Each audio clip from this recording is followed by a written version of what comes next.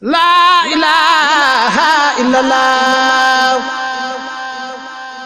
ngir ngeen di jot vidéo yi am solo yi bàyyeekoo fii ci seen chaîne Darou Bairé Fall TV da ngay bës fii ñu bind s'abonné ba noppee nga teg ci cloche bi.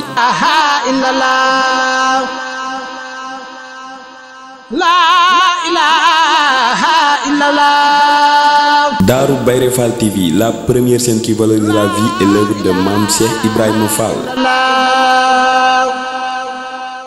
La ilaha illallah. La ilaha illallah. La ilaha illallah. La ilaha illallah. La ilaha illallah. La ilaha illallah. La ilaha illallah. ngir ngeen di jot vidéo yi am solo yi bàyyeekoo fii ci seen chaîne Darou Bairé Fall TV da ngay bës fii ñu bind s'abonné ba noppee nga teg ci cloche bi.